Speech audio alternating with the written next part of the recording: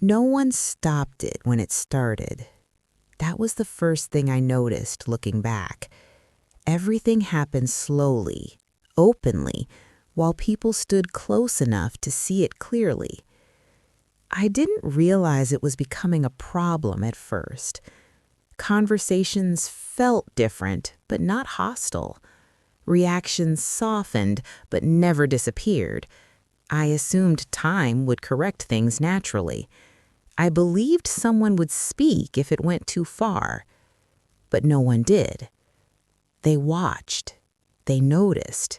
They stayed quiet. What confused me wasn't what was happening to me.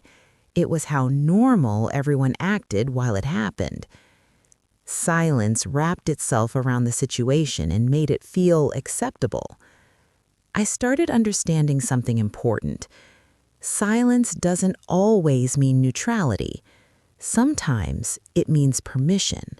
At first, I tried to explain it away. People avoid conflict. People stay out of situations that don't involve them directly. I told myself it wasn't personal. But patterns began forming. The same people who stayed silent later admitted they felt uncomfortable. They knew something was wrong.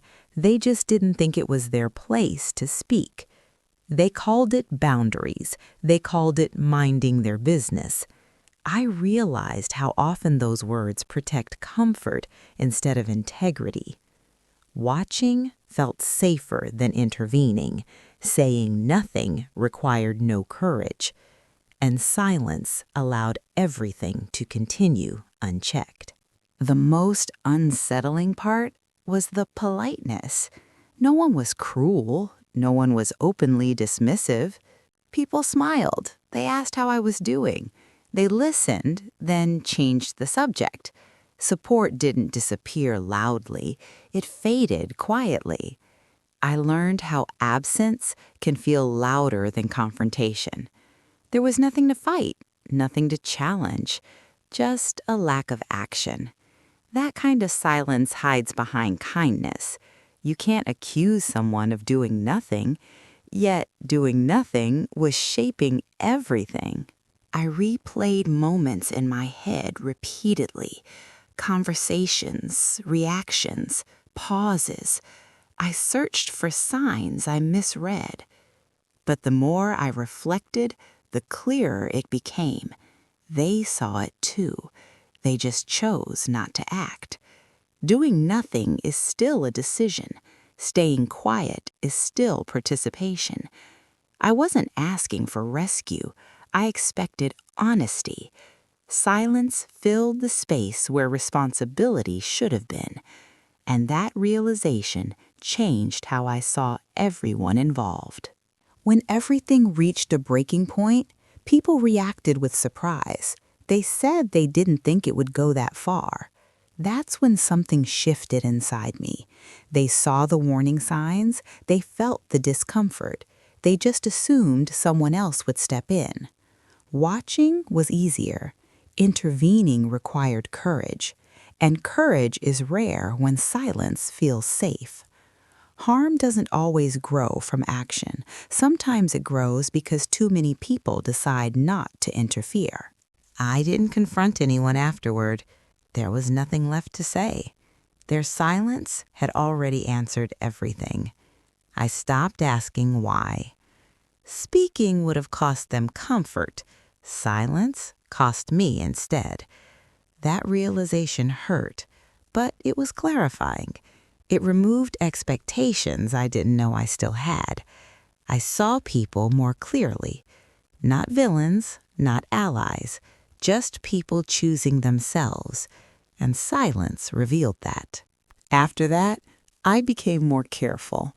Not closed, just aware. I started noticing who steps forward when it's uncomfortable, who disappears, who watches quietly. I stopped confusing presence with support. True support interrupts. It risks discomfort, and that kind of support is rare. Awareness didn't make me bitter. It made me precise. The experience reshaped how I trust. I stopped assuming good intentions were enough. I watched actions, timing, hesitation. Silence stopped feeling neutral. It felt revealing. It showed who protects comfort and who risks discomfort. Silence became something I listened to carefully, and it never lied. What stayed with me wasn't the harm, it was the audience around it, the quiet agreement of doing nothing. That image followed me everywhere afterward. I stopped waiting for proof of character. Silence had already shown it. Looking back, the hardest part wasn't what happened. It was knowing how many people saw it happen and chose not to interfere. They called it none of their business, but silence has consequences. It shapes outcomes, it protects comfort, and it leaves someone else carrying the cost. Sometimes the people who say nothing shape the outcome the most. After everything settled, people behaved as if nothing meaningful had occurred.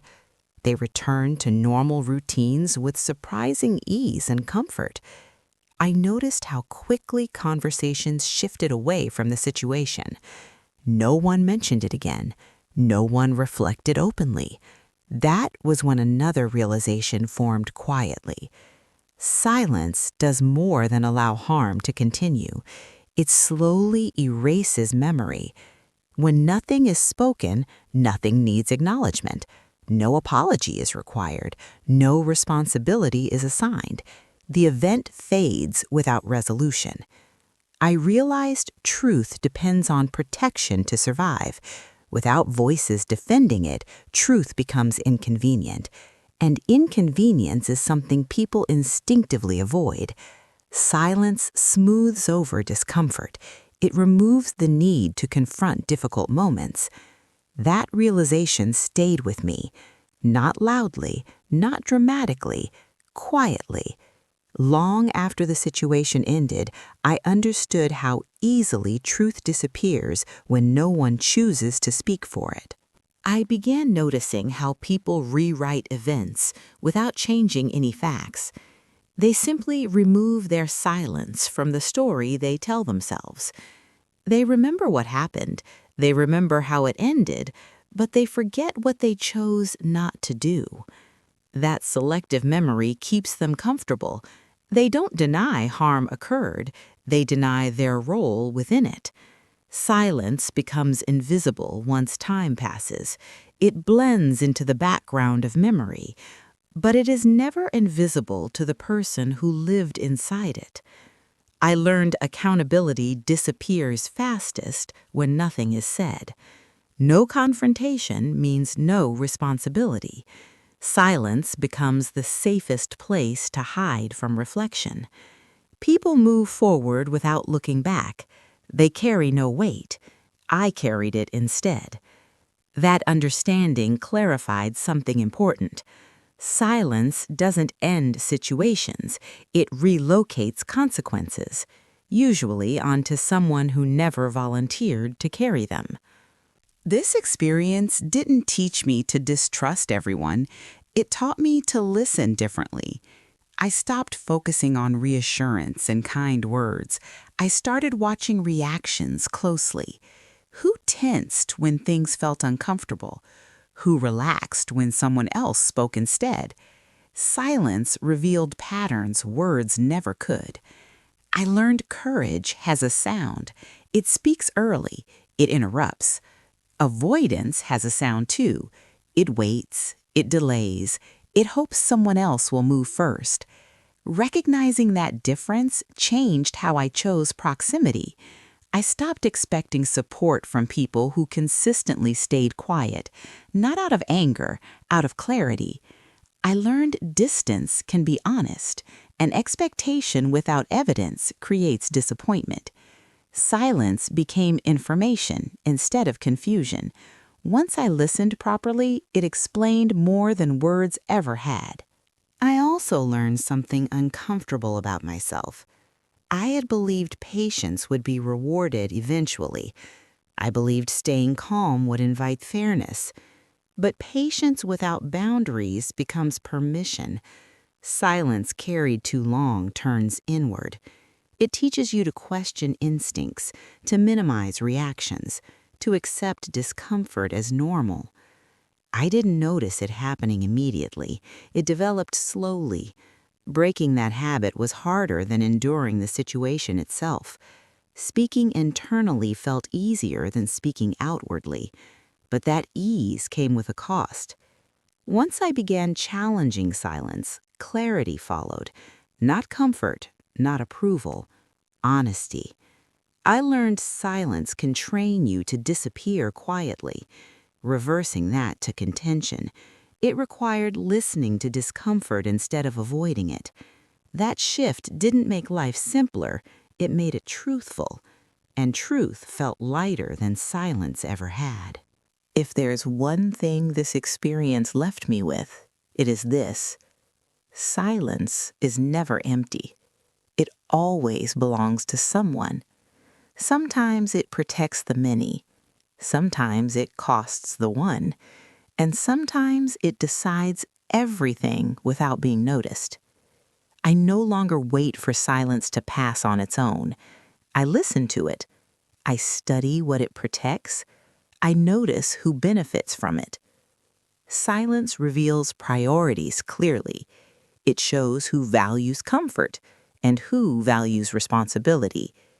I stopped confusing quiet with peace. Peace requires honesty.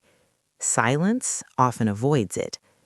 That understanding stays with me now, in conversations, in decisions, in moments where speaking feels inconvenient.